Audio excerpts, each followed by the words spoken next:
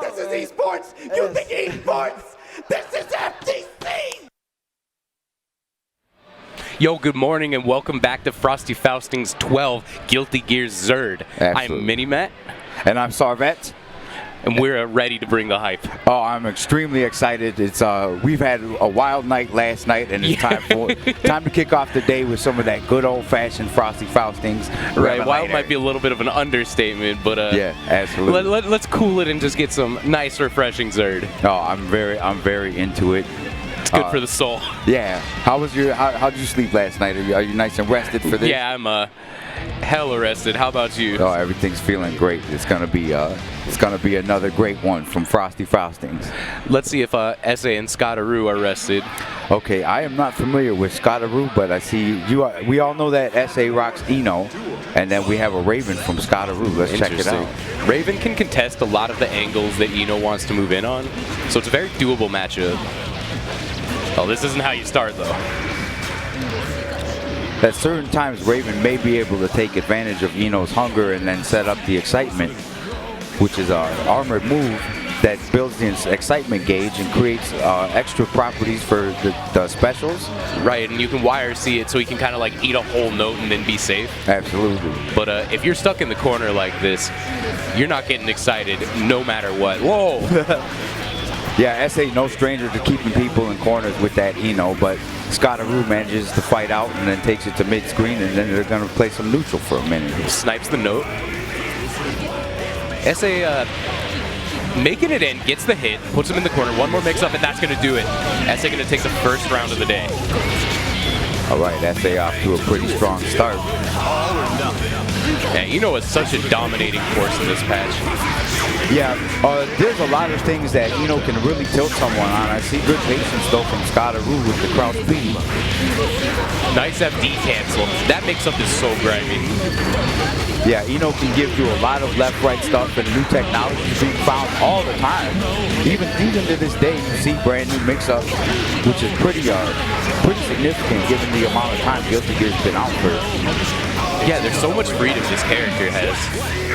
All right. Oh, yeah, dominated round by SA, looking real clean. Yeah, SA definitely came ready to play today. Let's see if Scottaroo can answer back. Going right back into it. All right, let's check it out. Oh, round start going straight in. Oh, bit of a whip. Double overhead, triple overhead even. Scottaroo throwing out buttons, just trying to make SA stop. Yeah, says please get off. Yeah, I would like to play this game too. Yeah, it can be very frustrating fighting Eno because there's a lot of high-lows, staggered high-lows, stuff that can catch you looking, and next thing you know, you're eating a lot of damage. BCL YRC, the classic, and by and there it is. SA takes another round. Scottaroo looking for an answer. Yeah, SA's on match point. That answer better come soon.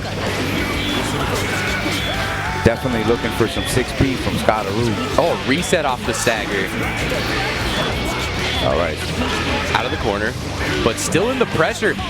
Double overhead from the FD break. Gonna bring him straight back to the other corner. And one more mix-up might just do it. Sets the classic play with the Dutch YRC. Ooh, burst is on deck. Gotta find a good burst point. It wasn't there, but able to make it out anyway. All right, Scottaroo seeing a little bit of extra daylight. Let's see if they can do it. Oh, the cross up. Yeah, that's always tough. Like, anytime I fight an Eno, I feel sadness because everything that you think you're seeing flips over, and then you end up in trouble. You know what I mean? So she hovers right above you, and you better be ready for that four-way mix-up. Yeah, absolutely. Or you're going straight down to the loser's bracket. Left, right, high, low. You don't know which direction it's coming from. That's way too much for me at 10 a.m. in the morning. Yeah, at 10 a.m. I'm not necessarily equipped for that, and I have coffee. It's not enough. I'm not looking to block Eno at this time of day. Yeah, it's too early for that. You know. So next we have Ragno 345 versus Irene Coquette. Ooh, yes, this will be very interesting. Irene just started playing Guilty Gear, I believe, 5 months ago, and it just clicked out of nowhere, and she really has been hitting it hard, and it's really amazing for me to see her finally joined the Guilty Gear family. I love seeing anybody join this game. Guilty Gear is one of the best games out there. Absolutely. It's so good. Yes, I made friends with MiniMatt through this very game. And I love that. You know, lots of history there. Xrd brings people together. Look at Irene making the morning face like I'm about to be on stream for the Guilty Gear tournament. All right, so I know Irene has a jam. Are you familiar with Ragno 345? I'm not. Well, Ragno's going to show us what's happening. Ready to come out swinging. I'd be very interested to see. It was another Eno match? No.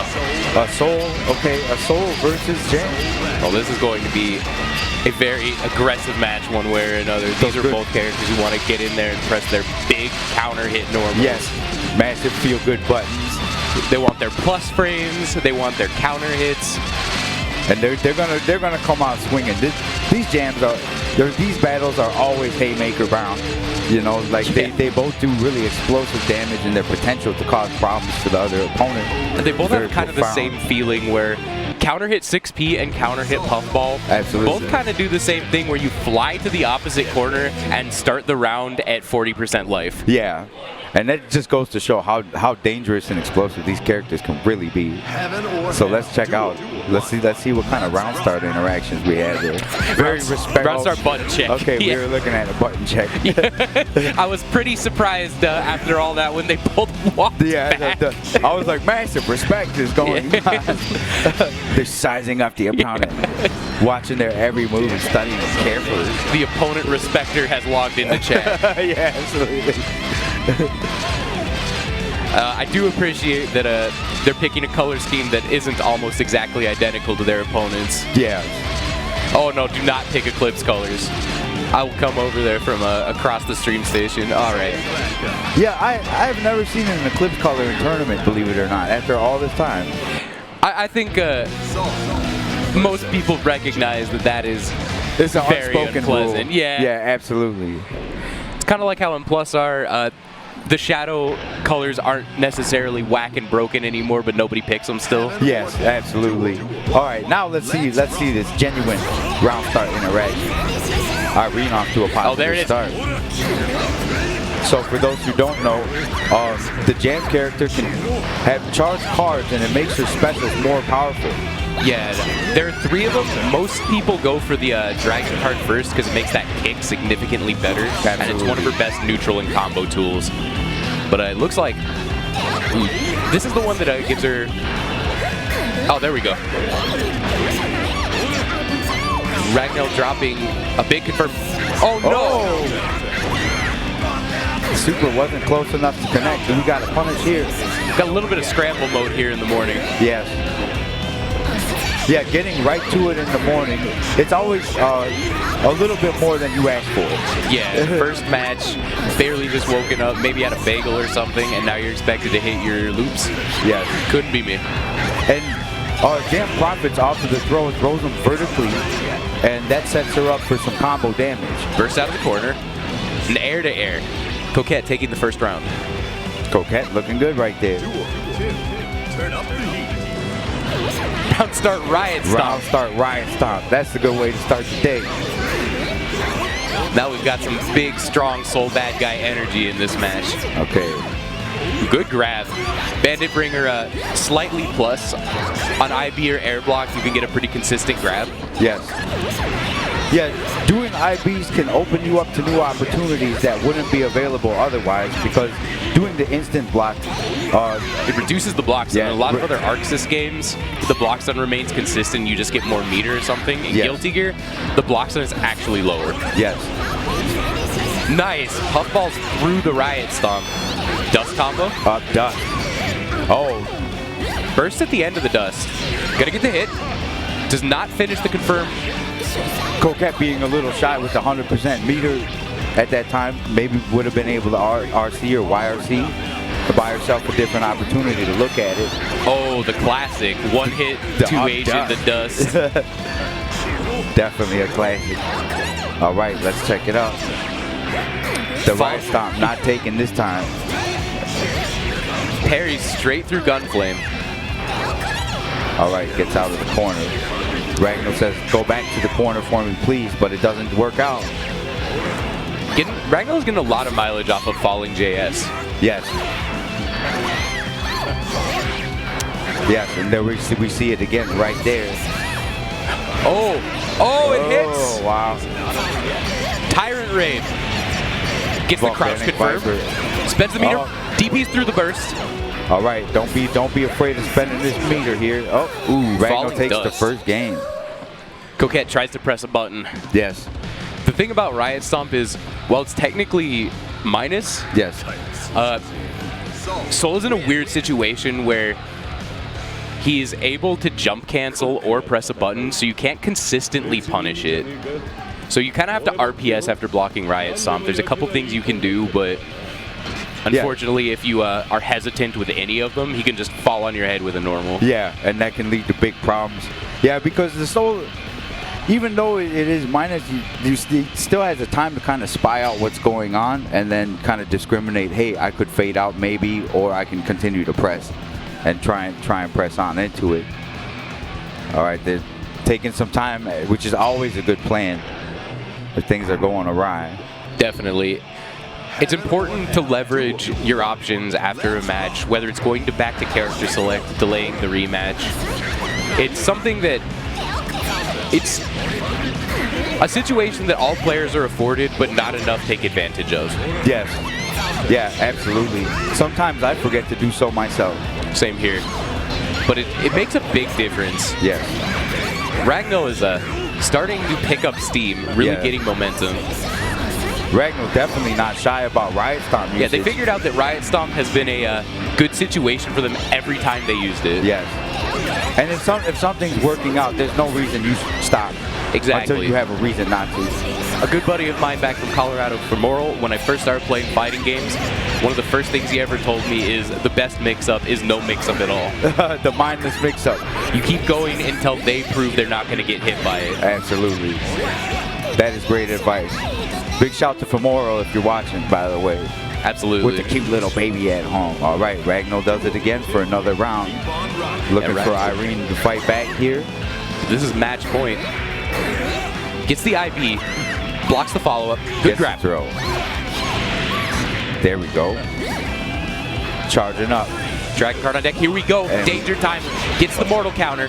Good burst. You don't want to eat that combo. Oh, wow. Yes, there's an added damage bonus during danger time, and also meter gain is pronounced.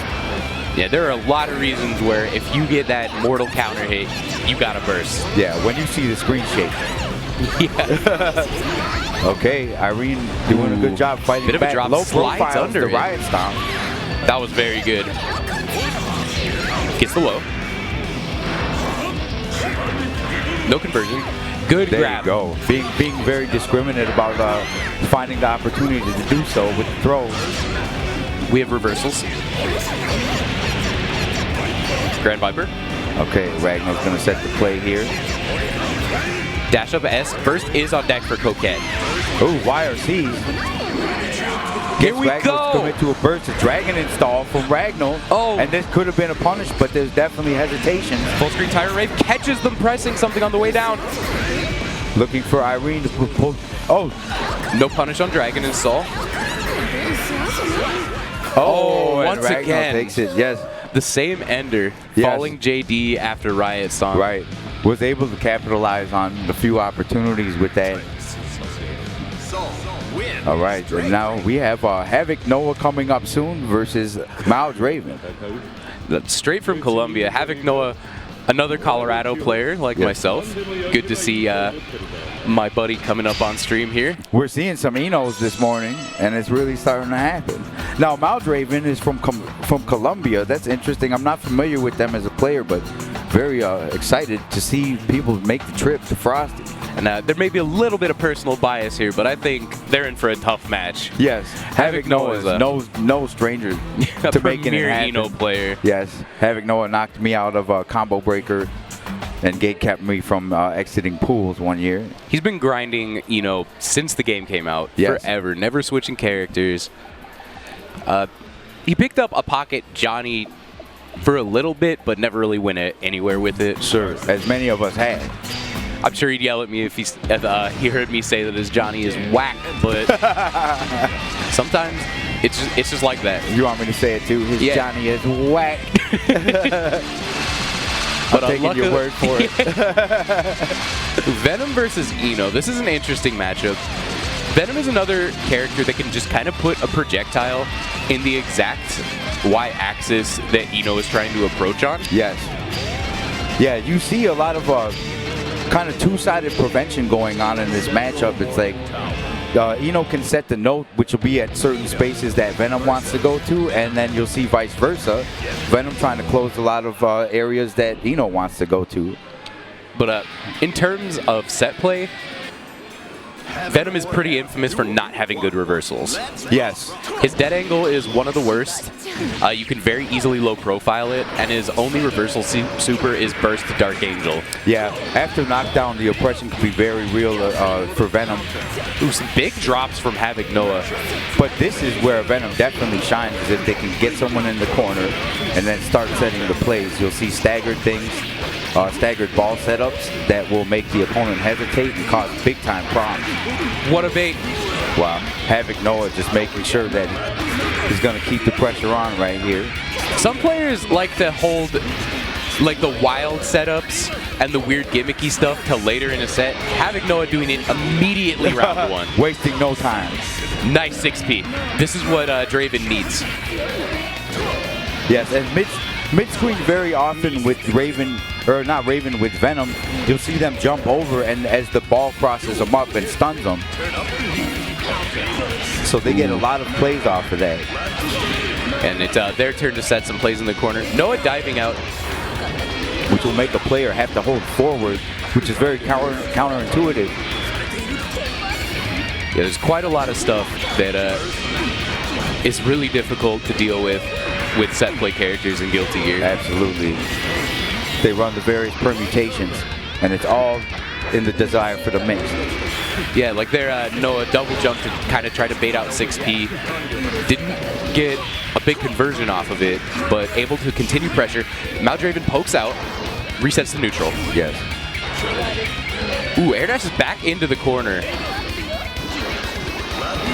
Both players just trying to avoid the set play. Noah gets the hit. Burst is not on deck. One more hit, and Maldraven is going to go down a game, and that's going to do it. Wire C to the grab, and that's one game right there for Havoc Noah. That grab setup is so grimy. After the wire C, your grab retains the throw immunity from Stroke the Big Tree. So if they try to counter throw you, they just get grabbed. Maldraven moving on to May. Interesting choice. This is interesting. I definitely don't see enough May versus Eno. I'd be hard-pressed to tell you if I think that May Eno is a particularly better matchup than Venom Eno. Sure. But I would like to see what is going on. What does Maldraven have planned? Yeah, it could be a matter of comfort maybe, or just the desire to have a completely different set of parameters to take place. Nice IB from Havoc Noah. Ooh, strokes under the Dolphin. Big counter hit for both players. Maybe just wants heavier hitting trades. It seems to be a good choice so far. It has a good life lead. Gets the overhead. Nice counter hit. Drops the loop. And going to be put in the corner for that mistake. Okay, and here we go. Baits the burst. Gets the burst punish. Not a big conversion. Good grab. Okay. Ooh, gold burst. We're going to see some grime. Yes, a gold burst, if you can pull it off, we'll give you 100 meters, a full bar to play with. And that's going to do it. All right. Noah on set point. Yeah. I would definitely say that Noah's play looking nice. Yeah, Noah must have had that good old breakfast, bagel and a coffee. Oh, this is the schmicks. Yes. Noah has awoken. Yeah, it can be so frustrating when you're in the corner against Eno for these reasons you see right here. Gonna use the suit. Wow. Oh, perfect. Catches the backdash. Wow. Noah looking mad clean. Absolutely, yeah. Noah was looking very strong right there. That was pretty solid. All right, absolutely. Yeah, that's the kind of play you want to see at this time in the morning, right? Yeah, it's hard. It's really underspoken how to get the engine started and how crisp these players can really be. It's like you're on stage. It's right away in the morning. The hands are doing all the work and it's all happening. That's not something that's very easy to do for a lot of players, you know. I think people like really undervalue how much of a useful skill it is to be able to play really well in the morning and late at night. Yeah, absolutely.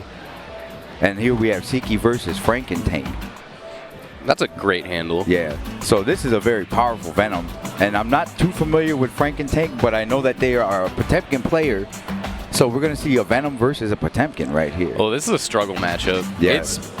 It's very difficult for Potemkin to do the things that he needs to do against Venom. He can flick pool balls, but the hesitation to do so could definitely happen because it's not just one pool ball.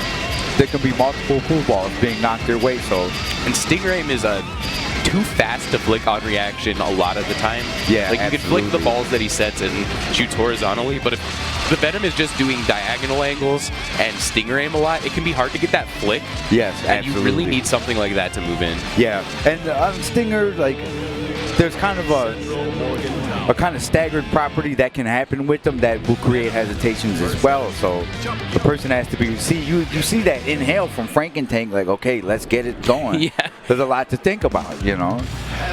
All right, check this out. Yeah, air backdash from Seiki. Venom has a pretty infamous round start in 2S, but it does lose to Potemkin 2P. Good bait on the burst. Wow. Heat knuckle. All right. Frankentank. Great start. Yes. Oh, dizzy. Wow. And it can happen just like that. Yep. This is a dead Venom. Drops the shoulder loop, but gets the grab. Yeah. Potemkin's pensions can cause stun very, very fast. So it can look like a very normal match, a match where everyone's just kind of chilling out, and then just change so fast into a very, very serious situation. Potemkin has a lot of guaranteed dizzy combos against low stun characters in the corner. Yeah. Just 0 hits to guarantee dizzy to death on Chip, Dizzy, and Milia. A match can turn so fast in that regard with Potemkin at the helm. Ooh, nice. You see that backwards Mega Fist? That was a pot buster every time. Yep. When you spy it, someone's coming over. Yeah, Frankentank definitely showing no hesitations to get in. Definitely trying to assert themselves. But they're in a bad position here. Yes. Dead angle gets baited. Gonna spend the meter. Burst is on deck. Oh, out to round 3. The Eternal Venom normal 6 Pizzle. It's so good. Right. It's so active. It can't combo unless it's on counter hit, but in exchange, it might be one of the best 6Ps in the game. Yes, absolutely. Good jump. Getting Potemkin busted is one of the worst things in the world, and that's a big thing about this matchup. If Venom sets a pool ball halfway across the screen and just leaves it there, you have to kind of be patient because they might just teleport out of the corner. Yes. Yeah, Venom has a lot of trickery that he can engage in movement-wise. So it's, including the pool balls, it can be a very tricky thing to deal with. Because sometimes you'll be caught spying out things that actually don't happen, and then you take advantage of the opposite end of the spectrum. Frankentank definitely ended that one pretty strong right there. That was a great buster setup. Yes. We see Siki making the thinking man pose right there. Hand on the chin. It definitely feels like Frankentank has a really good idea of what they want to be doing in this particular matchup. And yes. When you see strong Potemkin players, that's the kind of thing you see. You can have people who play set play characters and just like kind of know a lot of matchups and put your opponent in the corner and dumpster them till infinity. When you play a character like Potemkin, you really got to know your matchups inside and out if you want to get anything done. Yeah, absolutely. The opportunities aren't as readily available for Potemkin as they are for most characters. All right, Siki getting him started, puts him in the corner and is able to start setting some plays here. Ooh, counter hit flick. Good backdash. Yes, nice backdash over the slide head. Great beat into the corner. Yeah, that's kind of what you were talking about there. They delayed the pool ball. Absolutely. And baited out the flick. Yes. there's a lot of commitment to that flip as well. So that's definitely something they're going to want to do. Chip out setup. Yes. You either lose all your meter FDing that, or you get chipped out. Yes. Yeah, Nice. because the stun on that, the setup lasts so long that a person has to spend their meter in order to not get chipped out. So in situations where meter's low, they can die to chip very easily there. Yeah, Venom is probably the king of chip. Like this move in particular. That does so much chip damage. It's unbelievable. It's either trading half a bar to 3/4 of a bar, or maybe a fourth of your life bar on block. Right. Decisions have to be made. Oh, here's a Potemkin time. Let's go. What's the mix? Another buster? No, goes for the frame trap. Wow, was able to smash out of that stagger right there. Extremely important. Look at all those delays with the YRC avoiding the slide head. The Matrix time. Oh, blocks the slide head. So slide head has an initial physical hit. If you're too close, you will not get unblockable. Yes, and it's a low, correct? Up close? I'm pretty sure up close. I'm not sure in this version, actually. Yeah, I'm pretty sure it's a low if he's super close. There But it is. everyone's right down blocking all the time anyway. Yeah, So. absolutely. Ziki able to run that one back. And now we got ourselves a match here. Takes a sip of that refreshing water and ready to put the brain into motion. When you're a Potemkin player, this is the... I mean, with any player, right? But particularly with a character like Potemkin, you really don't want to win the first one and then start losing, because if your opponent is onto your... Oh, I spoke too soon. Frankentank psychically hearing me and saying, no, watch this. But missed the 6K against the wall, and then now gives Siki a chance to set up. And look at this, here we go Dark again. Angel goes for the Dark teleport Angel, mix. and you see how much that meter went away on the Dark Angel. Does a stagger throw to put him back in the corner and just keep him there. This has got to be so scary, though. Yeah, just one good read from Potemkin, and that's how it is. Yeah, and the damage output is just so tremendous that something that can look like it's hopeless just turned around very fast. Good counter. Oh, no. Barely misses the link. All right. And there's that jump over setup that I was saying that Potemkin has to hold forward during that. Blocks the dust. Frankentank saving that dust in the back pocket for the entire set. Good hammerfall, RC. Gonna go for a hammerfall break setup. Nice. Very nice. Very well done from Siki right there. Siki looking really good in this round. Gets the FD low. Not gonna kill. Potemkin's tanky and Venom's damage is on average pretty low. Oh no, backdash gets the caught. backdash. Yeah, that ball moves so slow. It's very... Yeah, it looks like they're just trying to deprive meter, get chip damage, force Frankentank into a position where they can't dead angle, they can't blitz, they just gotta block. Yes, and that ball nearly tailor-made for a Potemkin backdash because of its speed. It's slow, it's got multi-hits, so you can't hammerfall it. Yes. Very, very good in this matchup. The pool ball gets flicked, gonna see a teleport, like for sure. Yeah, there it is. Yeah, Venom can teleport to the ball that it's the last ball that's placed, correct? Is the one he teleports to? Yes. Good neutral jump from Siki to avoid the grab. Ooh. Amazing flick. Here we go. Gets the void. I love Venom combos. They're so stylish. Absolutely. Nice bait on the blitz. So good. It went low like a pro. Frankentank doesn't want to take no for an answer. Oh, this is one pop buster away. There it is. All right. What's the mix? Gets the hit, and that's it. Oh, wow. Oh, no. Seiki wiping his brow. Oh, wow. That was a spectacular match. That was all. Yeah, you see that exhale from Frankentank. Yeah, that was nerve-wracking for both players, I'm sure. Yeah, the adaptation was very strong there on both sides. You know, Frankentank came out swinging there, and Siki looked pretty hopeless for some of that round and the second round, but then answered pretty tremendously. And you see, honestly, I think that could have gone either way. In an extended set, if there was a, if it was a 3 out of 5, I would have no idea who to say I think would win. Yes, I would love to watch them play again later on tonight as well. I hope both of them make it farther into the bracket. I would love to see more of their play. Yes, absolutely. Speaking of more Guilty Gear play, we do have another match coming up real soon. It's Fluffy Cake versus HB. Okay, and that's HB Roz, who uses Dizzy. And are you familiar with Fluffy Cake? No, but we're about to find out. Is Fluffy Cake there on the left? Because Yes. I do Fluffy Cake really is the like one. that tie. Yes, absolutely. Everyone looking super stylish at Frosty as always. Yep. This is the Cake, stylist Roz. match. Yeah. Both of these players, they win the Style Points award. Yes, yes, absolutely. The style points have been deposited into your account. Yeah. You know? Please check your PayPal. Yeah, absolutely. So, and also we'll have a SA versus Squirrel is on deck, Ooh. which ought to be really entertaining. Dizzy Johnny. Dizzy Oh, Johnny. this is a match where Dizzy gets hit by a single missed finer and dies. Yes, So there'll be tremendous problems. Dizzy's goals are basically to knock someone down and start setting the plays. Dizzy has a multitude of objects that can keep a character locked down and double air dash. Dizzy is also extremely good in this patch. I think Dizzy is one of the more underrated, and people think Dizzy is good.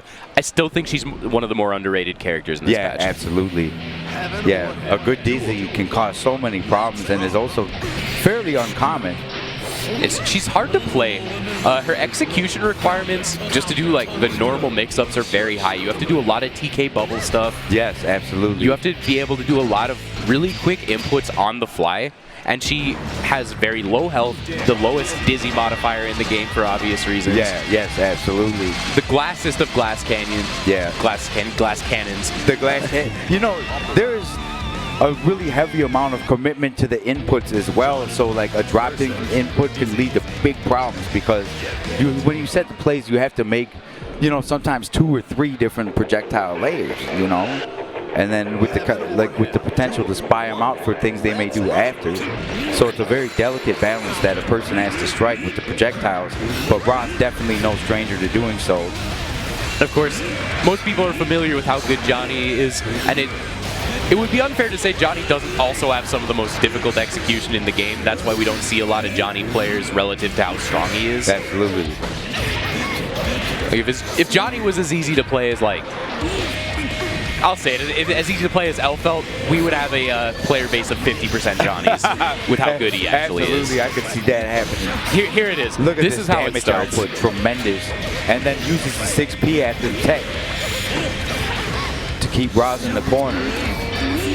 This character, very wise dead angle Mad from plus, Roz right there. Oh, but Johnny is broke, out of coins. This could be a problem. Yeah, Johnny with no coins does not allow him to do some of the stuff that will keep an opponent locked down. Gets the hit. And has to rely on just traditional damage output that is done more in neutral versus a top-down situation. Killer air grab. Dizzy with one of the higher air grab ranges in the game. This could be death. Yeah, Dizzy has a highly magnetic air grab. Can get you from ranges that are very... you think you're out of there, and then you get scooped by that ice. Yeah, from across the street. Yeah. I'm not even in the venue when I'm getting air grabbed by this character. So when you see the Dizzy character produce that bubble, the bubble can be popped in order to create some projectiles over the opponent, and it's typically done after a knockdown. But this is a dangerous situation for Dizzy. Absolutely. If Johnny gets misfiner levels, one hit and that'll be it. And Ron's very aware of that and crosses back over it post late. K-Fish does either two or 3 different approaches or different attempts to hit the opponent, and also is a layer of armor so that an attack that hits the fish and the opponent at the same time will not hit the opponent, but only the fish itself. It's super good. The fish can eat dead angles and stuff like that all the time. It's pretty amazing. Looking real strong. Takes that first match pretty convincingly. Yeah, absolutely. Yeah, and you see that that lack of hesitation to spy out too hard and just more relying on setups and keeping it going definitely served Roz very well. They were at low life.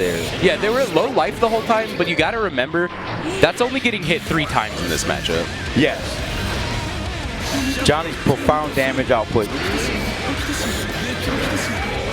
Look at that pressure. Nice staggered throw right there. This is where Johnny gets really scary. Yes. Misfire levels allow Johnny to cancel. Ooh, spends it. He can cancel his moves into miss stance, then cancel miss stance, go back to neutral, and be incredibly plus. Yes. All right, here we go.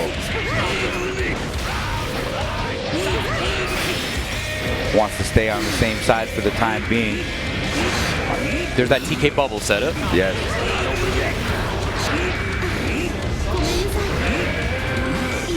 Good blocks. Yeah. 2 good blocks. The grab comes out. That's one of the scarier things about Dizzy Pressure. She can sneak a grab in between 2 bites of the fish in a space that is too small to do any sort of jab or anything. Yeah. And if you jump, you get bit by the fish. You actually have to try to do a throw break in a game where throw breaks are 2 frames. Yes. Yeah, and the fish is made for that kind of reason, is to just constantly aggravate the opponent and create extra opportunities to spy out what they're going to do. All right. Nice air grab.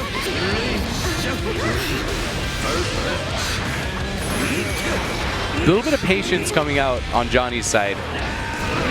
Yeah, you saw some good blocks there. All right. Definitely don't want to be in the corner against the Dizzy, so air dashes out into the middle of the screen. Good burst. Oh, counter hit, missed Finer. Drops the combo. This could be critical. Yeah, not being able to get the knockdown after that can lead to some serious problems for Johnny, because a lot of his goals are definitely corner based, like pretty much everyone. Ooh, air dash is a little too far. Ends up in the corner themselves. All right, Fluffy Cake able to fight out. Is the knockdown? Sets the play right there with YRC. There it is. Nice cross up. I didn't block it. Yeah, absolutely. I wouldn't have either. Why did they give Johnny VCL? We thought that was a good idea. Right. Yeah, and that VC, like, it just comes straight down and it covers very much of the screen. You can try and get instant block and maybe air throw it if you have that air confrontation.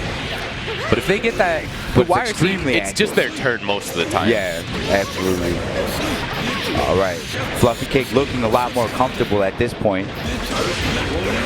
Yeah, it looks like their game plan is online, but it may be too little too late if they can't take this round.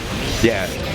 Oh, cuts the fish. All right, we got 2 coins left from Johnny, so gonna have to be really discriminate about usage. Oh, Base the burst. Finishes the route, needs 1 more hit. Ooh, brilliant blitz from Rod. So good. Oh, and the up dust. Will we see a burst? It's not going to kill, so they're not going to burst. Dizzy's dust combo doesn't do a whole lot of damage. Oh, no, goes for throw OS, wow, not and close Roz enough. Takes it. Oh, it's painful to see. Roz with the raise up. Fluffy Cake was definitely getting more comfortable and putting it down, so. But it was just a little too late to turn it on. Yeah, it wasn't quite enough when it all shook down. So what do we got next here? Ooh, SA versus SQ. This is going to be a match. Yes. Squirrel versus SA. We're going to see an Eno versus a Sin. Both very strong players. Yes. And Kelly's been doing a great job with Sin, and switched over from what character did Squirrel used to use in Guilty Gear? It wasn't always Sin, but there was a changeover that took place at some time, and the damage output. I don't remember who she used to play. Yes, the damage output. Oh, and then we had the legendary PlayStation skeletons. One of us, several different skeletons purchasable. Yes. I have the dancing skeletons on the beach myself. Not even joking. Nice. How many different dancing skeletons? There's so many. There's 5 at least. Nice. There's so many. A man of many modes, Callisto. They're 50 cents each. It's an investment. Yeah, it's all about moods. Okay, Eno versus Sin. Sin has a lot of good tools to deal with Eno. Beak Driver can pop note and hit her while she's hover dashing. Yes. Sin has a strong reversal that can be plus on block with Food Meter. But both of these players are super good. So after the button check, I'm very excited to see what sort of adaptations and tech they have for this matchup. Yes. For the uninitiated who didn't know that was a button check, right after you said they are super good. They just both mash B. Someone's like, oh wow, this is brilliant. You know, genius. This is above my knowledge. A wall of normals. Who can contest it? Right. I'm gonna keep going like this, and if you walk into it. Okay. I always find it tremendously interesting, the round start interactions. It gives you a really deep look into a person's mind state going in, and then we see round start stroke the big treat from SA, which causes the problems right here. Uses the note to set the play. Instant block into jab. Kelly did a great job of just being patient right there and able to run it back into the middle of the screen. Yep, there it is. Wow. Run up plus on block DP. You don't want to have to deal with that reversal super because it's actually plus on block as well. Yes. This is a match of characters with plus on block reversals. Guilty Gear. Okay, then the burst has been peeled back from Squirrel. That was a good burst. From SA. That would have hurt so bad. So they're going to have to fight pretty honestly for a second. Get put in the corner. SA does have the reversal on deck, but I think they're a little scared after what happened last time. Yes. Oh no, Bull Bash hitting the jump out. That's that. Wow. That Bull Bash is no joke. It's very tall and it's very wide. Deceptively tall. In many situations you think, hey, I'm just over it. Oh no, you ain't. Yeah, like at low mid levels of play, the thing that catches people about Bull Bash is the overhead property. Yes. But at this level of play, what makes it super strong is how high it hits to catch out jump out attempts. Yeah, that DP really showed a lot in that last round. Like, hey, the things you're thinking you can do, I'm ready for it. Yeah. You know, and that's a very frightening thing to understand in the middle of a match. To feel like your reversal has been locked out, is extremely discouraging. Yeah. And Kelly taking a very clean game one. Yeah, that was very strong from Squirrel. She was able to cause a lot of problems. Very going right back into it. Very strong one for Squirrel right there, and then. All right, we're gonna see SA probably try and come with a different plan here because SA a very smart Eno. So if there's anyone that could come up with it, it could be the one they call SA. This is how it starts. We see the note. The note is able to be steered for those who don't know. You don't have to move it all the way up or all the way down. What a route. There's a Bull Bash attempt right there, trying to make the magic happen again. Very well done 6P from Squirrel. She's doing a great job of not letting them in.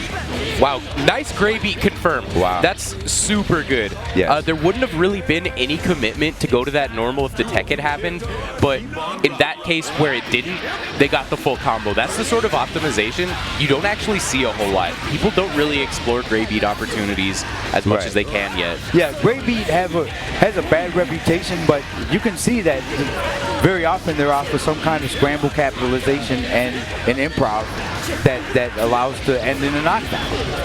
And just having that awareness that in weird air hit situations like that, they might end up not teching and I can get a full combo, shows the level of play going on here. Yes, absolutely. And one character, if there was any one character that's looking for techs, it's Eno. Yeah, a very infamous gray beat reset where they input a YRC as an option select in their air combo and delay it a little bit. Yes. If you tech, you get YRC command grabbed, and if you don't, the combo just finishes like normal. Yes, and that's a very old-fashioned kind of way of checking in at certain opportunities to make things happen in the spaces in between. Okay, now we see something from SA. Ooh, good empty low. Okay, the burst is peeled back. Let's see what SA does here. Nice 6P. Oh, wow. No, that is a very unfortunate burst. Squirrel has a good amount of food meter still, but we'll be looking to eat shortly. Yeah, it's time to block. And there it is. One more hit. Oh, that's probably going to do it. Yeah, that's probably going to do it for SA right there. SQ looking mad strong this morning. Yeah, Kelly did a great job there. And SA wasn't able to dig for the answers and find them in the correct time, you know. So here we are at Frosty Faustings, and we're knee deep in pools right now. It's looking pretty good so far. Looks like my boy Havoc Noah is going to be back on stream in a minute. Yeah, versus JC. So we'll have Eno versus a Biken coming up. Biken is a very interesting character because opportunities that you feel you can punish them, she has counters that can deal with it and create massive damage. Yeah, and I've talked to Noah before, and he usually when we talk about Biken, he talks about Biken with an air of someone who is frustrated that that character exists. Yeah, absolutely. Because there's the dancing skeletons that I have. The that's the one I have on my PS4. Very, very good. Tribute. Excellent. Yeah.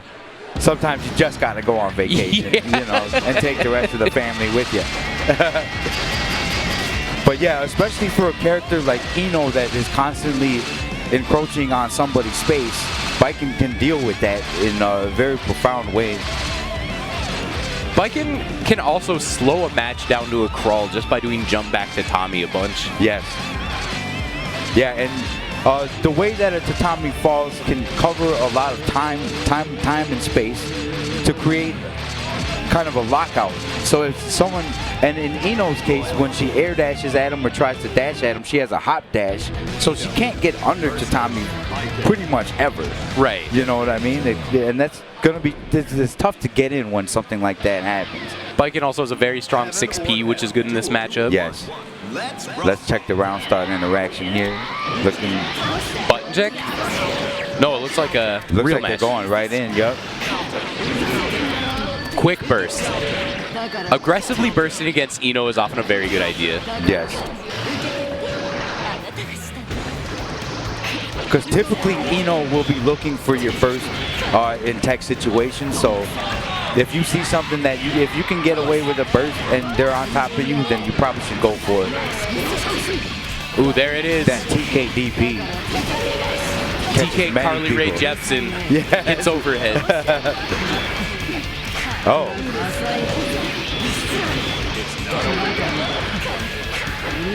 Here we go. Nice from corner. Good jump out. And there's that tatami mat. Oh, didn't believe it was going to hit, so went for a low. Sure. Yeah, visually confirming and committing is definitely a thing that happens and doesn't happen very often because of hesitations, because you're not 100% sure that it's going to hit. So then you don't want to overcommit and then commit another whiff or something. Right. And in those situations, it's very easy to lose a little bit of damage or maybe a confirm, but the worst case scenario where they didn't get hit and then they blow you up is so scary that sometimes you just got to play it a little safer. Yeah. Here we go. Danger time. Danger time. Danger time, I don't care what Noah says, incredible for Eno. Eno gets so much off of danger time because a lot of her high-lows that are super fast can't be confirmed off of without meter or a setup. Nice throw right there. Oh, this is Dunzo. Optimal too. Yes. Using the charged blitz to get a little bit of that burst meter. So, I'm sorry, finish the thought about danger time? So, Eno in danger time, her high-low is often very incredible, but to get good confirms, usually she has to go for situations where she does, like that for example, she has to do the JH off of a long air dash very late in order to confirm. But off of a long air dash in danger time, she can press the button almost immediately, get the mortal counter, and still get a conversion. So she gets a lot of reward off of the danger time mortal counter. I was curious if JC was going to get out with that YRC right there. And Havoc Noah takes the first game. Looking very clean up. Yeah, I still think this match is up in the air. JC did some really strong stuff. Yes, absolutely. Havoc Noah definitely breathing a sigh of relief that it didn't go as bad as he may have been preparing for. And now let's see the answer from JC. Oh, the burst burst grab. gets taken right off to start the round. That never feels good. Yes. Wasn't able to get out of that stagger. And then Havoc Noah is on the run right now, but gets the dust grabbed by JC. Yeah, they're doing a super good job adapting to Noah. Yeah, there it is. Wow. What a good Azami. And throws him with the reset. Reversal. Oh, that was a 6K throw immune. Trying to beta throw, gets reversaled instead. One more hit. Wow. Overhead. Okay, and then Havoc Noah looking to close this one out. Keep on rocking. Round start bonsai run. Getting put into the corner. Noah getting an anti-air command grab. Maybe a missed input. All right, here we go. JC with an opportunity. Press the button. Ooh, wire Havoc C. Noah with the wire C. Things are looking bad for JC. Yeah, Havoc Noah is definitely running it right here. They have to burst. They get the hit. Oh, JC was on a prayer right there. And Havoc Noah raises up. All right. Yeah, that was a... The thing about That's Noah pretty is that when he hates a character, he spends an absolute metric buttload of time figuring out what to do against them. Yeah, absolutely. Absolutely. So let me see what we got here coming up. It's Daymendu versus YTL. The young trap lord himself. This is going to be something. Yeah, they're playing winners to get out of pool G2, so this is going to be a match where both players really want to win, more so than usual. Yeah, definitely. This is going to be a slobber knocker. Getting out in winners feels so incredible at a major. I wouldn't know. I wouldn't know. I've heard. Working on it, absolutely. Yeah, Daymendu no stranger to top 8s. Yeah. You know, grand finals, taking home prizes. He's the man. They make Slayer look like a good character. Yeah, he has an incredible Slayer. Daymendu beat Japanese chip legend Samito at the Arc Revo, which was a very triumphant moment. Young Trap Lord, also a very strong person and ready to handle some business here. I can't wait to see what's going to go down. Okay. But we're going to take a quick break before that. Yes. And you know what? You know what I would like to see? I would like to see E2 Yes. at McCormick Place, February 28th through March 1st. You could meet these guests and more. It's going to be a great convention, real good time. If you're going to be in the area or just into comics and entertainment, check them out. Yes, absolutely. And you know what else I'd like to check out? Anime Ascension. They got a $2,000 pot bonus. Guilty Gear, Blaze Blue, Under Night. Always a great event. Super good. Yeah, Anime Ascension, a fantastic legacy of very strong gameplay in all of our favorite games. It's an anime paradise. Yeah. Speaking of paradise, we got Paradise Arcade Shop. They have buttons, they've got ball tops, they've got all the arcade stick parts that you want at reasonable prices. A good selection. You're not going to see it anywhere else as good as here. Yes, and we have the Skullgirls Mobile. Be sure to play it on Apple and Android. It is one of the best fighting games on mobile and console. I've played it. It's a lot of fun. Yes. I really do like it. You know, speaking of fighting games, though, ChicagoTekken.com. They've got articles, recaps. They put a lot of work into their coverage of Tekken. If you're into Tekken at all, even if you're not from Chicago, you definitely want to check them out online.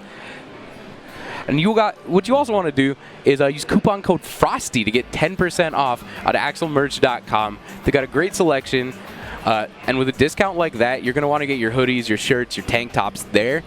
And if you want a little bit...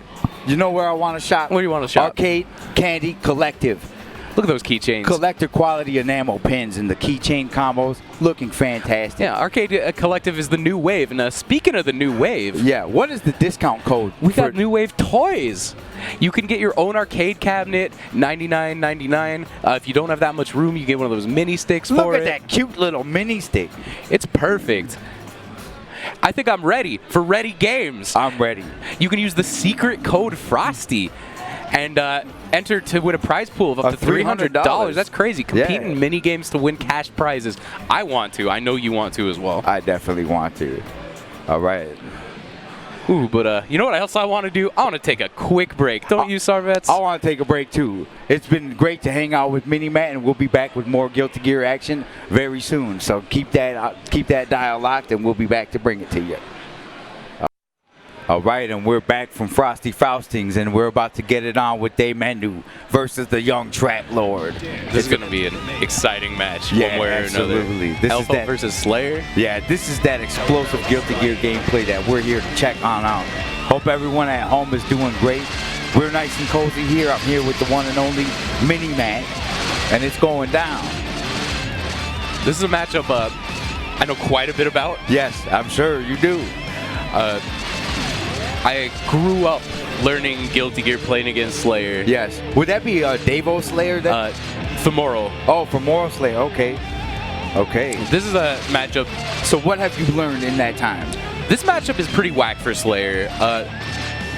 One thing I do know is Davo, speaking of which, actually quit playing Slayer for Soul specifically because of this matchup. Yeah, I could see that.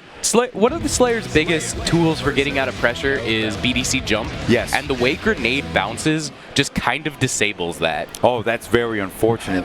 There's a lot of OSs that Elfelt can do on offense, but Daymendu very infamously knows this matchup super well. Absolutely. Those battles that he's had with Hotashi, which have been legendary status, they're always prepared to fight an Elfelt. So if there's one person that can do it, it's Daymendu. There's a few really good things that Slayer can do in this matchup, and it makes it terrifying. So I'm very excited. Yeah, there's a counter hit 6P into wall slide. Look at that world famous Slayer damage output. And nobody cranks the damage on this character the same way that Daymendu does. Sure thing. Wow. YTL's life bar melting away instantly. Yes. Daymendu taking the first round. Quite willing to make young Trap Lord feel that one. All right, young Trap Lord gets it. Puts him in the corner, which is a very dangerous place, but Daymendu very wisely able to neutral jump out before the blocking situation gets worse. Wow. Here we go, clashing with the shots. Clash. Oh, and that's the burst right there. Especially at the start of a Danger Time interaction, if you whip a normal through them, you find out at that very moment that they bursted with more time to punish it than usual.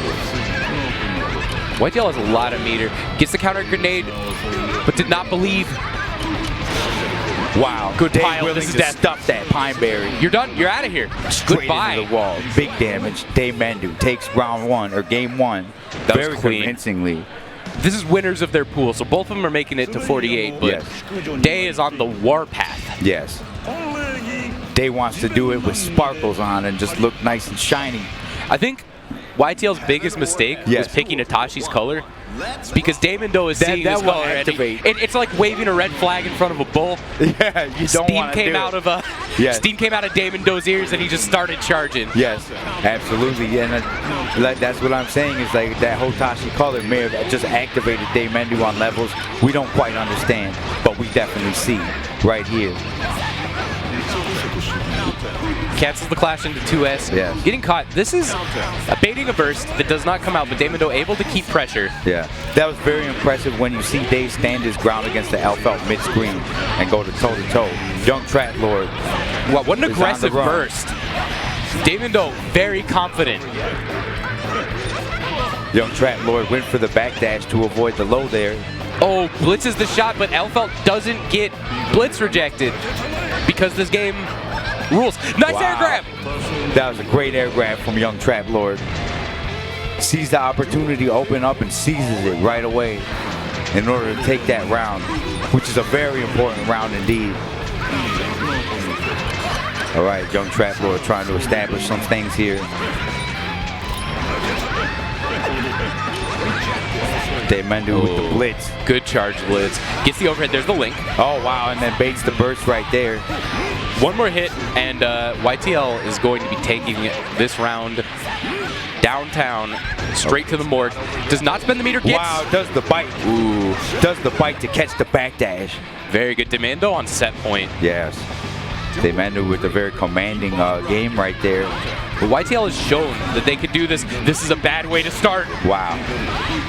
Round start in the corner with half a life bar. Would not like that to be me. Unblockable, and I think we'll be pretty close to stun here if it were to continue for a little bit longer. Oh, this is it. But it won't even matter because can't get the burst back. His ball sticking him. And there's the stun he was talking. Wow, does another pile, one. yeah. Wow. I've got the dizzy. Might as well end it in pile. Yes. What is the more powerful Demandu? Beanie Demandu or big hair Demandu? Ooh, I think it's more powerful in different situations. Yeah, it's true. It's true. Wow, that was one hell of a match. That was explosive. Oh man, Slayer can just do so much to an opponent, and with the LFL experience that he's had from the past, was able to capitalize. He makes a bad matchup look like it's in his favor. Yeah, absolutely. You know, Slayer always has to work uphill in that kind of situation, so when you see it, it's so impressive watching someone be able to deal with it and make it a top-down situation when it normally wouldn't be, you know. So, let's see what we got up on deck. We got Teresa versus Squirrel. Hey. This is a huge match. Teresa, one of the more powerful jam players on the planet Earth. Yes, yes, with some pop-offs that belong in their own category. Teresa is definitely a memer. Pop-offs beyond mortals, definitely. So Jam versus Sin. All right. Definitely a matchup with explosive damage. Yeah, when you see Jam versus Sin, it's gonna be a very heavy plays, heavy-handed plays, combos that can do 60%, 70%. All right. Pretty sure Jam Dash goes under Beak Driver. Correct? Yes, can low pro. That's something both of them are gonna have to be looking out for.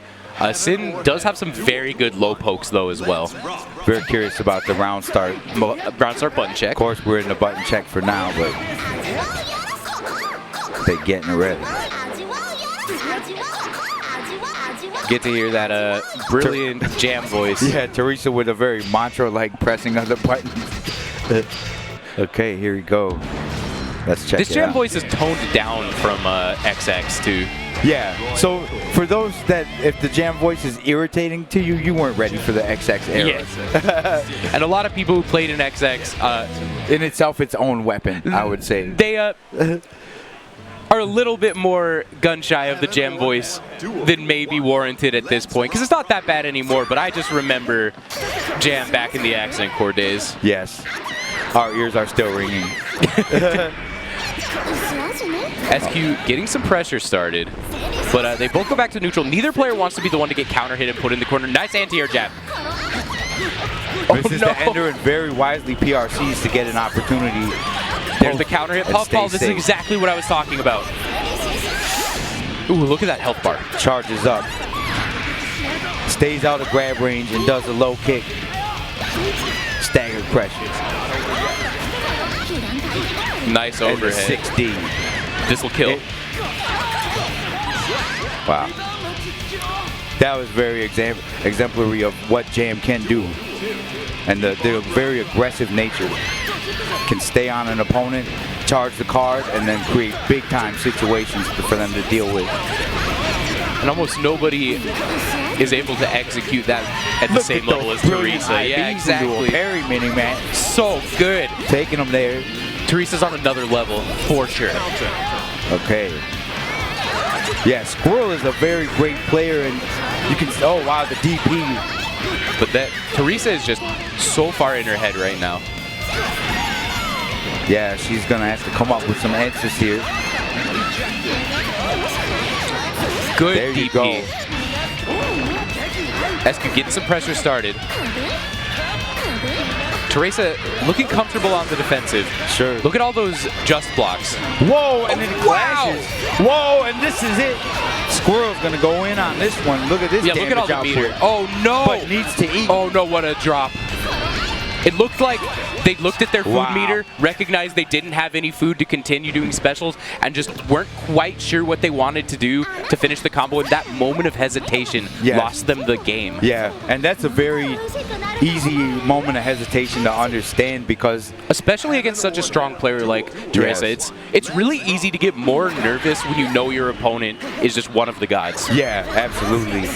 many of us suffer, including me, from that. Is like there's this kind of mental mood where you're like, oh, this is so scary, and then it can create additional hesitation. The courage to slay gods is what is required in Guilty Gear Xrd. Absolutely. Squirrel tries to backdash, but the hyper-aggressive nature of Teresa says no and keeps him in the corner, and then just Teresa looking like Elmer's glue over here, sticking to SQ. Where are you going? No, we're hanging out. Join me in the corner. I said get in. Oh, good bait on the burst. Gets the punish. This is where SQ is going to get things started. Okay. Overhead. Full confirmed. Going to eat some food. Oh, no. This is bad. Oh, that was a very wise YRC from Squirrel. But Teresa was able to connect after that and then gets another throw. Look at that Street Fighter V shimmy. What game are we playing? Yes. Charges. Again. Oh, again. no. Wow. They shimmy again. Wow. Gonna spend some meter, do some damage. Not gonna kill. Oh, wow. This might do it. This is, Red Romans to bait a burst, and SQ just unable to find a safe burst point. Yes. And you know, it wasn't a wasted burst, because in situations like that, when you know your opponent is very, very good and looking for it, sometimes it could be better to just try to tech, mash tech, and hope that they're trying to reset you and bait your burst, because it's more likely you'll find a way out doing that than to actually burst at a player of that level sometimes. Yeah, and very often you'll be looking for an opportunity to burst. It might be here, it might be there, it might, but then eventually there's just nothing because you've checked at many different points. They know the burst points as well. Yeah, absolutely. So if you're going to get out, it's going to be when they try to reset and bait your burst. Yeah. So I actually really liked that play from SQ. Yeah. Yeah, and that just goes to show how tough of an opponent Teresa really is, because these are smart plays from SQ, but it's so oppressive and it keeps happening. Right, the way Teresa structured that last string. Okay. We have The Arm versus Havoc Noah. Both incredibly strong players. The Arm, definitely North America's premier Ramlethal player. Yes. Versus Havoc Noah, definitely Colorado's premier Mean Don Child. Mean Don Child. The professional dabber himself. Yeah. Noah definitely loves to dab and does it all the time. I can confirm that. That's beautiful. Okay, so Ramlethal versus Eno. What is Eno looking for from Ramlethal to punish?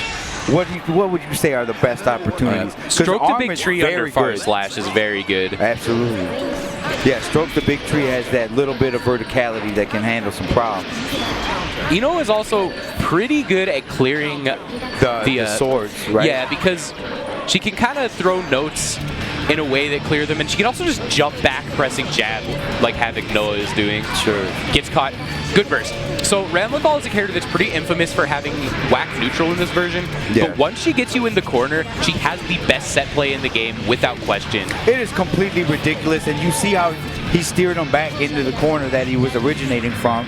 Okay, it's the command grab. Unfortunately, it was unsuccessful. But yeah, once Ram has you in the corner, you better hold back, you better pray.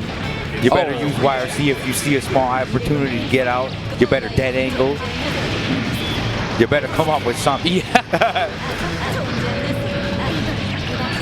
All right, Noah keeping the pressure on. It says get back in the corner. The Arm is very patient with the burst. Yes. Ready for the dive. Ooh, this could be very critical. This is a mission critical block, and the Arm was not able to do it. Yes. VCL into the staggered low. It's a 50-50 that's so hard to deal with. Yes. Big JH. Noah going for the grab. Often the best way to punish that move is to block it in the air and grab it. Yes. And with Eno's 5H being, or 6H rather, being 5 frames, you just do it. IBs in the air can create air throw opportunities as well. That you wouldn't be privy to otherwise. And here we go. This is the display of the Ramlethal. Yeah, the infamous Ramlethal Tekken strings that bring you to the corner from anywhere. We saw earlier Armando tried to go for a string where he was out of the corner and side swapped. Yes. And just barely missed it. Yeah, this is a dead Eno. Wow. Whips the normal, still able to finish it. Takes him to the other side, just decides to spin around with the autocorrect. Nice backup combo. Yeah. That's a big thing that I think is underrated as well. Knowing how to finish your combos is obviously important, but knowing what to do when you drop them at common drop points is also a very useful skill. Yes, a very life-saving skill indeed. I just want to point out that air grab by Noah was an auto bait. It was just a JH that he wanted to do to mix up anyway while holding a direction. There's another air grab.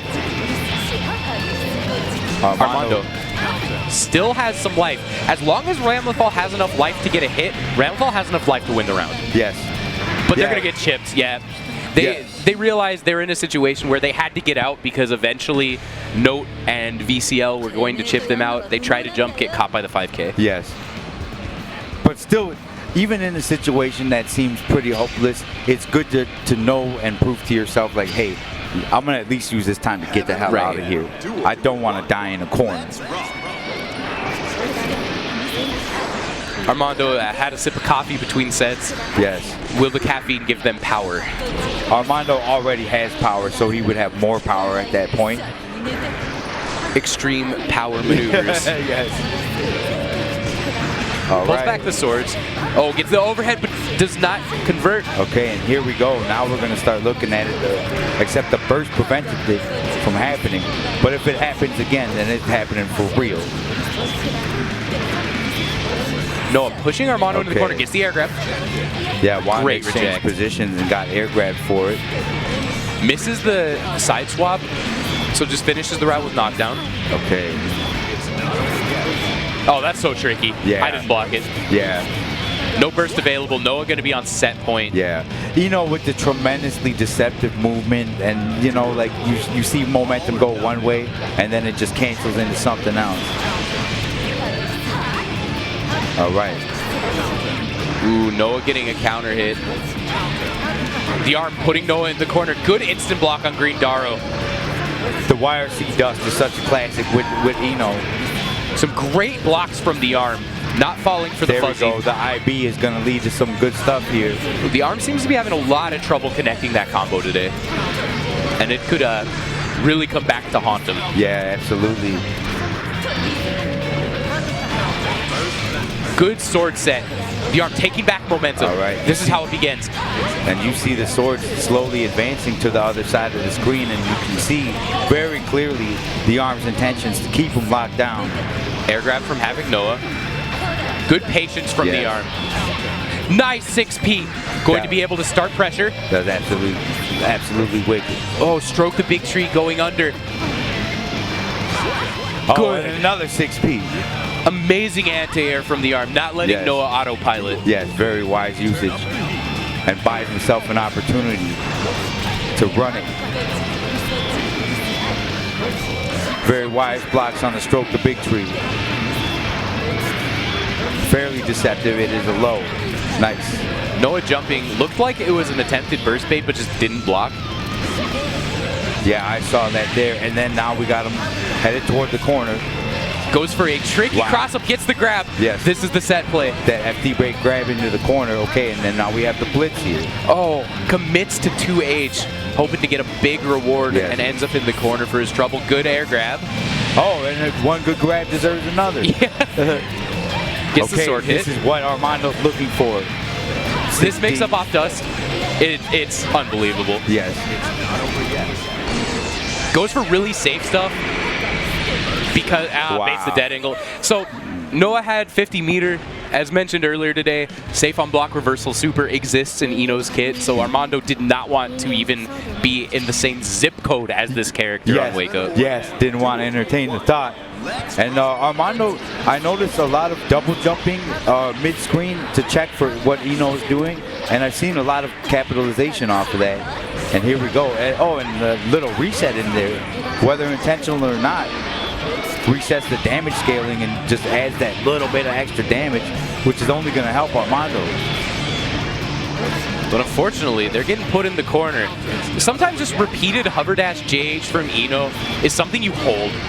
Absolutely. Because If they're going for that Brilliant sort of thing, backdash. yeah, very good. Backdash in the corner is something that's generally seen as not good in any other game but Guilty Gear, but in Guilty Gear, it's actually really sick. Yes, it is. Backdashes are super fast, super safe, and you have one-frame grabs. Yes, so. yes. So they'll be used very wisely and can lead to some new opportunities that you would never find unless you did a backdash on Waker. Right. When I play other games like Blaze Blue or Eunice, Yes. people talk about Guilty Gear players backdashing in the corner like degenerates. Yeah, absolutely. Look at Havoc Noah having a pretty strong round so far and really doesn't want to let Armando out the corner, but Armando fights out. Good JH by Noah. Gets the air grab. Okay. Noah has been tremendous with the air throws at low height. And Armando saving his burst for the next round. Yes. I really like that. Very wisely, yeah. Your emotions will lead you to bursting, but your mind is telling you something else. Yeah, the rage burst is a very real thing. Yes. That happens all the time in casuals, but in tournament play, you just gotta hold off on it. Yeah, your instinct wants you to, but the wise. And once again, that option select air grab, one of the most Working difficult things to wonders deal for with. him, yes. Wow, look at that conversion with the sword hit. That did so much damage mid-screen. Okay, Armando setting a play here, and that was good sword placement for a minute there. That could have caused a huge situation. Noah And has now to block, doesn't block the overhead. Oh wow, Armando. All right, this is what. And that's it. Armando takes it 2-1. That was spectacular. Wow. Noah not finding a safe opportunity to burst and taking the overhead and the sword hit. An incredible amount of momentum shifts during that match. Wow. Armando was doing so great with those air throws and everything was looking pretty good. And then Havoc will bring it on back to him and cause a lot of problems. That was a pretty spectacular match. A great set. Yeah. Armando no stranger though. I have a feeling he fights Bob Washington on the regular. Yeah. And has probably been versed on some of the more finer points of Eno, and now we got 2 minute versus Woot Boost. All right. The Woot Boost White Beast himself, SRM, Alex. Whittle Brittle, everyone's favorite. Yes. All right, loser advances out of this one to top 48. White Beast, an incredibly strong uni player. Yes. Recently been putting a lot of time into Zerd. Yeah, I'm a very big fan of White Beast. I think he's a great person and a great player. Always fun to watch. And I too am I'm unironically a big fan of Wintbrint. Yeah. But I will also never pronounce his name right. Is that okay? Even once. We need a coalition to do this constantly then, so that he's always on the lookout for it. I'm going to make an Evernote of all of the permutations of Wantbrant's name. The Warner brother himself. And for those of you in the chat who are not familiar with the meme, this is White Beast approved. Yeah, okay, excellent. All right, this is going to be great. So Kai versus Milia. It looks like we're going all the way back to XX. Yes, this is a very old-fashioned matchup. Milia, a character that is severely underrated in this version. A lot of people like to talk about Milia like she got nerfed into Oblivion and isn't good anymore. She's more or less as good as she was before. Just all her routes are really hard now if you don't want to use pin. Very labor-intensive kind of things going on, like when she has someone in the corner. And her new JH is one of the most bonkers air normals I've seen in a Guilty Gear game for a while. It's a Blaze Blue normal. Yes, the tremendously horizontal. It's big everywhere, active forever, and gets full conversions off of hit. It's an incredible normal. Just not quite as autopilot as it used to be. And Milia users can really enjoy this double air dash. I wish Chip had a double air dash. Give it to Elfelt too while we're at it. You know, she needs it, right? Everyone gets one. Christmas wasn't that long ago. Yeah. All right. Hard knockdown. Here's the mix-up. Yeah, that's definitely a burst. Yes. Digitalis, ooh, picks up the pin. And there it is. That's the standard new knockdown. You throw the pin, you hair card it up. You use the input for disc to pick up the pin because it's a quarter circle, so the crouch in the input picks it up. That's very smart. When did that develop? It's not super new. Yeah. But it's the route that most Millias use. The Lord Knight. The route you use with Bad Moon, where you hit them at the top of the Bad Moon and get hard knockdown, is just super inconsistent, and LK is the only person who goes for it. Yes. Yeah, you don't see Bad Moons too often in that situation anymore. It's so hard and inconsistent that most people just go for the pin route, even if it's it's less optimal. The guaranteed thing is usually the better. Yeah, you basically have to go for that disco key.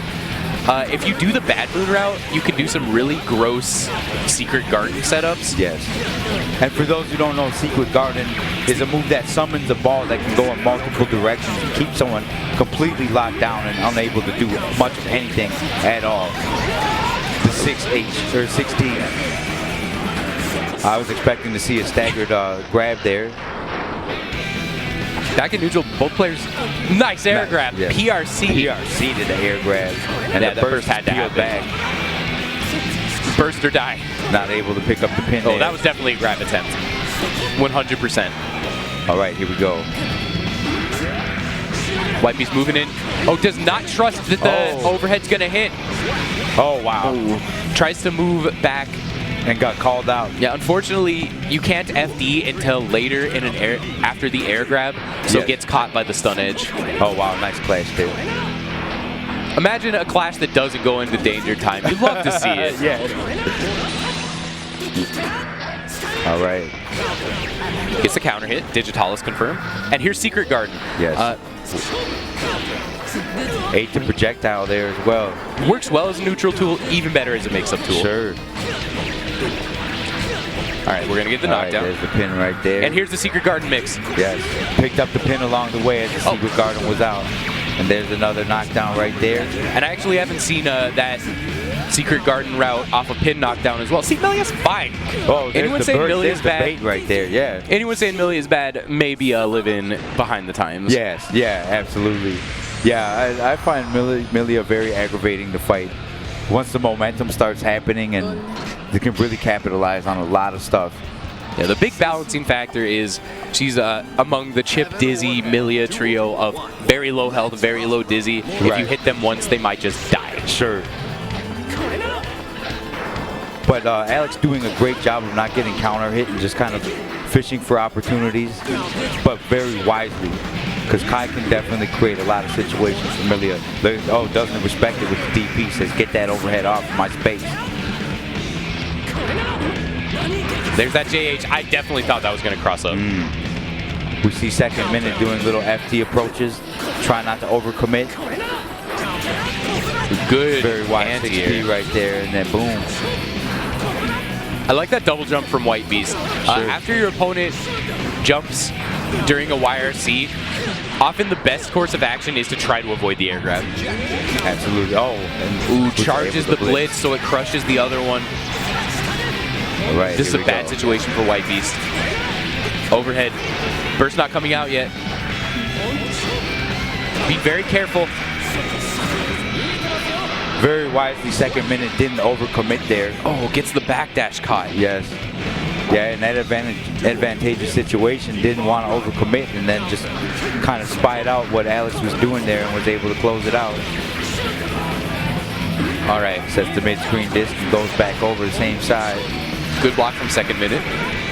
Gonna get their pressure started. Nice. White very wisely spotting out the time to get out of that corner. That rising jab from second minute was extraordinary. Immaculate. Chef's kiss. Gets the hit, doesn't quite finish the conversion, and going to pay for it pretty dearly. White Beast ending the combo very early to pick up the pin. Yes. Keeping the mind on it. That pin is super important. If you're not prepared to do the Bad Moon routes, you've got to get that pin. And that's like the big reason the Bad Moon routes really elevate Milia's play. Because in a situation like that, you could theoretically bring them to the corner and do the high hit Bad Moon to get the hard knockdown anyway without the pin. Yes. White Beast can carry one. Right. And because White Beast is very comfortable using the pin for the knockdown. They needed to end their route early and go back to neutral. Yes. Oh, that's an advantageous trade for Kai, but wasn't able to get there in time. Good JS, camping the pin, very smart. Yes. That's one of the ways you deal with Milia. You sit on the pin and make her try to come get it. Ooh, stun dipper. Oh, 8 seconds on the clock. Are we going to see a timeout? White Beast is a uni player. Oh, there's the burst. Wow. 3 seconds. What's going to happen? Going in. White Beast with a very marginal smart. life lead. There it is. Wow. Timeout. Very well done by White Beast. Dragging Eunice into Guilty Gear. Yes. Tooth and nail. Yes. I was just mentioning last night how rare a timeout can be in Guilty Gear. You don't see it very often at all. But Wintbrent has brought it to the stage of battle. Yes. The stage of history has been set. Oh, wow. Very wise burst bait right there off of the tee. Milia's dust rolls her back downtown. She stops at Starbucks, picks up a latte, and then comes back and overheads you. So it can get out of the way of a lot of stuff. All right, here we go. Secret Garden is the play. Ooh, KD Good is stuff. the move. Disc is the vibe. Things are looking bad for second minute, and they're looking worse. Good stuff from Alex taking the set. Yeah, that was a heavy-handed one right there. Final round. All right. So there we go. Next, we're gonna have Mr. K and Krakatoa. Mr. K. Yes, Mr. K is a Great Midwest Leo. legend. Amazing Yeah. Leo. Winner of the Red Bull Conquest, was that correct? I believe so. Also, Yes. really smart person, really nice guy in general. Yeah, I love Mr. K. I met him at Frosty Faustings many years ago as a RoboKai player and a Street Fighter 4 player. And it's I wish RoboKai was back, kind of. That character, In theory, you know. everyone loves that character because of the aesthetic, but I don't think everyone would love playing against RoboKai. He's a very explosive and interesting character. 5H, Not one. 3 frames with an FRC window, pretty good. Yeah, not pretty The good. hammer, pretty good. Pretty good. Feeling all right. He probably would not have the missile loops in this version, but Yeah. that's for the best. Yeah. Some people still completely traumatized off of those missile loops from the 01. Oh, they do so much damage. All right, Mr. K and Krakatoa. Are you familiar with Krakatoa? I'm familiar with the volcano. Yes, the Krakatoa volcano. Yeah. Yes, indeed. And I Maybe a assume soul that it player? is Could it be a soul player? Maybe. I could see that. I assume the volcano has taken sentient form and flown out to Chicago to compete in Guilty Gear Zerd. Yes. Yes. So much like what an I'm saying ancient is spirit. Mr. K will need to defeat an entire volcano to move on. Joe versus the volcano. Here we are. You remember that old movie, Joe versus the my volcano? God. Tom Hanks, I think. How could I forget? Okay. Faust versus Leo. Leo versus. Oh, No, Eclipse don't you do color. it. If you pick Eclipse If you color, do young it, man. Okay. We're very close Okay. to the stage. We're about to have an issue. Yeah. It's going to look like Showtime at the Apollo when someone's going to take out the stage. Yeah. Okay. So Faust versus Leo. Faust's favorite matchup in most cases. Yeah. Leo kind of struggles with characters that have strong, long-range normals that make his approach very difficult. Yes. He's a character who wants to be right next to you, and anywhere else on the screen, he's not having a great time. Yeah. Yeah. You always see, at post KD, just right on top of you, left, right, high, low, 4-way. But once Leo forces you to block, it's one of the most impressive experiences you can find in this game. Yes. Oh, this is going to be a lot of damage. Counter hit 5H is an amazing starter. And let's get a look at what we were just talking about right here. Who goes for a throw bait. Let the item do the work there. Just chilled in the corner. Stuffed it with the P. Oh, this might be death, by the way. Yeah. Krakatoa has the burster. Oh, wow. A drop for Mr. K, very uncharacteristic. Nice. Oh, wow. Very late burst. I don't agree with that burst, but I understand the feelings involved. Yeah, you're bursting them into the corner. You're giving yourself a shot to win the round, but when you're at that much of a life deficit, there's Black a big hole risk of and a setting. bomb is out. Oh no, Mr. K not quite able to get the punish off of the bomb, but the amount of damage that the bomb did to Faust is non-trivial. Yes. Now we have a mini Faust creeping up. Two of them. Two the mini boys are back Fausts. in town. Yes. Three? The 3 mini Fausts. The Frosty Faustings mini Faust. RNG Energy is back. 2 mini Fausts on the ground and then the unblockable pad coming down. That is one of the best item combinations I've seen in my life. Yes. Yeah, so with Faust random items, you see something like that and you wonder if the Guilty Gear gods are trying to hook you up. You know? Krakatoa has Daisuke on speed dial. Yes. He's patching in Faust RNG Nice real IVs time. from Krakatoa. Yeah, I always have a tremendously hard time doing multiple corner down back IBs, so I always find it really impressive when someone's able to relax and just let the IBs happen. It's stressful. Yes. Ooh, misses the FD break into the overhead, but gets the round anyway. All right, Krakatoa. The execution for that is very difficult. You have to do J2K and cancel it within the first couple of frames into a faultless defense. Yes. For that staggered fall that you see. Yeah, it's a really quick overhead. Almost impossible to block. All right. Krakatoa not really trying to fight long range. But unfortunately, that plays right into Leo's favor. 3 sweeps because Mr. K has no sense of right or wrong. Yes, absolutely. Oil's on the ground. Good counter. Countering the bag so it doesn't detonate the oil. Super smart. Oh, top of the screen burst. I'm actually curious if the tip of that oil didn't allow them to get the rest of the air dash that they wanted right there. Maybe. Movement-wise, yeah. Ooh, things are looking difficult for Mr. K. Gets the hit. Has to be cognizant of the burst, though. Yes. Yes. Oh, wow. Gold burst. Throwing items. And 50% more meter to work with, just in case. Is this going to kill? Are they going to be able to spend the meter? No, they didn't Red Roman. Here comes the mirror. Oh, no. Oh, wow. They hard baited, and they paid for it. Krakatoa laughing, though. As the meteors come in to hit Mr. K on the head. Oh, meteor and then a blitz, and then Mr. K just kind of chilled out for a second. And Mr. K recognizing the threat of the meteors. Yes. Does Eisenstern. Yes. What a smart play. Wow. You see 2 people with very horizontal normals trading from nearly full screen. Goes for scalpel pull, sets the bomb bag, Great air grab. Picks up the donut, but still in a pretty bad pressure situation. Great counter from Mr. K, close enough to the corner to get a very strong confirm. Okay, and once he places him on the ground. Wow. Getting a lot of mileage out of that Krakatoa. I've seen him come out of the corner with that normal not once, but I think so a lot of Leo's stance stuff is either throw immune or outside of throw range, but Faust's 5H is such a fast normal, you see stuff like that happen from time to time. Yes. And Faust has to improvise a lot of stuff depending on what items come out. Mr. K with a good pressure situation. Backs off a little bit, throwing fireballs. Doesn't want to overextend. Yes. We got 100 tons right there. Bomb bag. Mr. K very consistently countering the bomb bag. Just out of range. That counter hit actually pushed them too far. Normal hit would have been better.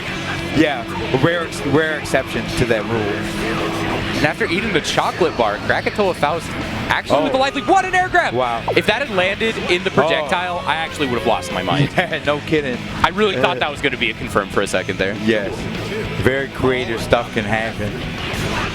Backdash gets punished. 6P. Mini Faust, yet another one. And a bomb. Good counters. Yes. Yeah, for those who don't know, after a certain distance, it'll just reel somebody back versus hit him with the flash kick when Leo does the counter there. Yeah. Oh my God, counters the burst! Up close, it'll blast them back if someone tries to burst. Oh wow, you gotta watch it. Big damage. This is gonna kill. I think. Yeah, there it is. Not once, but twice. Mr. K admonishes him. Sometimes that's how it is against Leo. Yeah. You make a mistake when he has meter and burst. Yeah. Uh-oh. All right. Now we'll be looking at Frankentank versus SRK Wukash. We saw Frankentank Potemkin earlier. Yeah, very strong impressive stuff. Yeah, and this is losers to advance the top 48. So we'll have Sin fighting a Potemkin. Wukash, very, very nice guy. Yeah, I love Wukash. He's a great person. And Sin Potemkin, maybe the worst matchup in the game. Yeah. It's up there. It is for sure in the top 3 worst matchups in the current version of the game because Beak Driver, Yes. as a specific tool, is basically tailor-made to beat Potemkin. Yeah. It has 2 hits, so it beats Shreds armor every time. Yeah, it beats Hammerfall. Yes. It hits low enough that you can't slide head Yes. Oh, that's correct. Yes. This matchup is just one of the biggest struggles in the game because if the Sin player sits at the perfect distance doing nothing but Beak Driver, Yes. the work Potemkin has to put in to move in is incredible. Yeah. And when you're forced to take big risks like that, the Sin player can just wait for you to overcommit and kill you. Yes. Because Sin's also one of the only characters that can do enough damage to threaten Potemkin. Yeah, and that kind of exchange is going to lead to big problems. And you know what? Frankentank, though, we know will not hesitate to go right in. Like, I don't think that they really suffer from trying to know too much about the opponent. I think that they're confident they know enough about the opponent. So you're going to have to come out swinging unless Wukash is just going to have to run it back and make big problems. Look at this. Bull bash. Good sweep. When you get in on Sin, you need to take that mileage as this character. And Flick, if Flick hits an opponent, it will cause stagger. So it's not just for projectiles, and here we go, our first Potemkin buster. We've seen today Frankentank having incredible matchup knowledge in these very, very difficult matchups for Potemkin. Yes. And also very willing to demonstrate them. They have this little corner dance here. Sin got him in there now. Calls Voltaic. Good burst. All right. Gets the poke out. And we got, okay, so Frankentank has 100 meters, so you'll see some RCing and some YRCing if necessary, but no, the hammer fall right to the dome piece. Mega Fist connecting. Very impressive round from Frankentank. The rare, very, very rare intentional Mega Fist. Yes. Mega Fist is generally a move that is regarded as the move that Potemkin gets when he messes up Potbuster. Yes. Yeah, when you jump over him, you'll see it happen. Clashes off with a P. Good backdash. Nice. Yeah, you see the amount of invuln that Potemkin has in that backdash and just how long it really is. It's one of the best in the game. Yes. Always has been, always will be. Yes. Wukash, great conversion. Oh, that's gonna hurt. And Wukash didn't have enough meter to YRC after that little exchange there that led to the burst. I feel like Wukash is going in a little too hard. Yes. He can press the issue from long distance if he so chooses, and poke away and try there we go. Biken is the character that Wukash is more commonly known to play in the past. Like lately, yes. For the past, like, what, year and a half, 2 years? Yeah. Sin is just like an incredibly good matchup, but yes. I think Wukash decided, okay, Frankentank knows the matchup. I can't scum them out for free. Yes. Now I'll play Biken. Yes. Yeah, Frankentank definitely pulled back the layer and revealed Biken right there. Yeah, it looked like Sin, but it was just Biken wearing a Halloween mask the whole time. Yes. Okay, check for the tech with that bionic arm, and then good backdash. So I see him going in with the JH to maybe punish the pot backdash. It's just so tremendously active. Yeah, that move, once it comes out, it is active until Biken lands. Yes. It's a Smash Brothers normal. Yes. Good conversion. Wukash taking him near the corner. Just walks in with the activity of the JH, and it gets flicked to TommyMatt. Instant blocks the dust. Wow. Oh, okay. that was so good. Drops the Tatami, air dash S to hit Potemkin before the flick comes out. Yes, that was very brilliant. I have a feeling we might be seeing that play happen again as well. Definitely. That's the type of stuff you have to know in the Potemkin matchup. Incredible mileage off of that jump H. Potemkin being a heavy boy, Biken can get the air juggles very consistently. Nice! Yes. Bonsai run, grabs the blitz. And that JH is doing so much work. Doing the rising JH, because here's the thing, Potemkin's really tall, right? Yes. Biken's jump isn't high enough that if she rising JHs that it won't connect. So if he's just standing, he'll block it.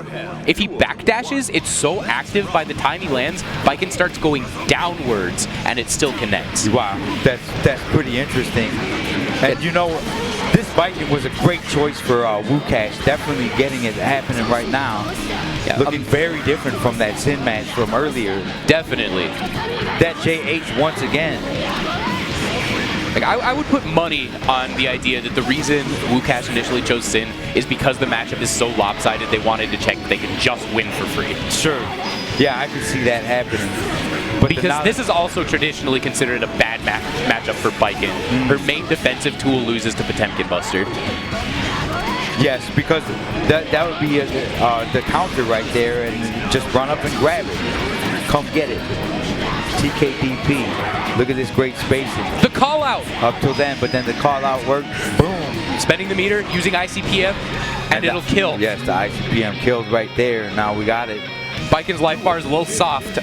Many characters would have had Magic Pixel there, yes. not Viking. Yes. Yeah, Viking's guts don't really stand up too heavily. God, look how plus that move is. Potemkin instant blocked it on the way up and still got counter hit. Yes. It's that active.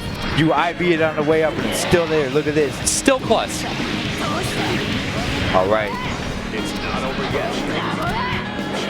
Frankentank. Backdashing, wow, gets caught. Tatami. Good stuff from WooCash. Doesn't have the meter to cancel into super and kill, unfortunately. So going to have to get one more mix, and they get it. Wow, that was very commanding from WooCash there. Set point for both players. I'm on the edge of my seat. Yes. Good start from Frankentank. Goes for a pot buster. WooCash sniffs it out. Oh, we see a similar situation with that flick right there. Oh, was able to flick the tatami that time. So smart. There's the 2H. They've recognized that WooCash, nice. Hammerfall YRC, an incredible tool. Another pot buster. Yep, there it was. Buster. One more. Let me see it. I think that was a real Mega Fist. That was too far for pot buster connect. There it is. Third pot buster. Frankentank taking the match. Frankentank rises up to the challenge. Excited. Wow. Fist pump. I'm pretty sure that got him out of pools. Yes. Yeah, that gets loser out of pools. And he's tagging out of pools, but you know what else is tagging? Blaze Blue Cross Tag Battle. Version 2.0 is out. They put in Adachi, the best character in the world. Yes. And speaking of blue, Grand Blue. Wow, Grand Blue Fantasy Versus is coming out very soon, and it's going to be another spectacular effort from Arxis, Xseed Games, and Side this Games. game is going to be clutch. Yes. Speaking of clutch. What's clutch? Naptown Clutch Dang. 2020, April 24th through 25th. It's a Friday through Saturday event in Indianapolis, $30 venue, pretty cheap. Look at all these great games. And you know where the great games are also going to live? At Super TSB, March 6th through 7th. Yes. It's an amazing event, super good. It's one of the cities you want to go to, but you know, the second city that you want to go to is Second City Smash. Yes. You know Big what? Smash Ultimate event. Yes, absolutely. You know, full day ladder play and side events, earn placement to Series 2 Invitational in December. Be sure to keep an eye out for that. Yeah, you can meet up with a lot of great players there. Yes. Also a great meetup, FGC meetups every Friday at Ignite, starting February 7th. They've got tournaments. You're going to have a great time. You're going to meet up with a lot of great people. And you're going to accelerate your play just like you can accelerate your savings on axelmerch.com. Grab some with the code Frosty. Grab some Axel Eat to keep you warm. It's a game changer, just like Game Changers Arcades. They sell these pre-made arcade cabinets. Yes. You set them up like IKEA. If you want one in your house, they're ready for you. And speaking of ready, we got the ready games. Use the secret code Frosty to access exclusive game with the prize pool of $300. Incredible. I know I want to win some money. Yes. Compete in mini games, MiniMatt, mini money. Incredible. Yes. Speaking of incredible, we're about to end the extra block very soon here. Wait, that's not incredible. That's the opposite. Well, it's going to be incredible that I can hang out with you after this and maybe get some coffee. I love MiniMatt. And I think this is going to be it for us. Yeah, that was some spectacular battles there. Thank you, everyone at home, for joining us and kicking it. We're just going to keep it coming all day here. We're just getting started pretty much. More Zerd after the break. Yes, Stay tuned, absolutely. everybody. Yes.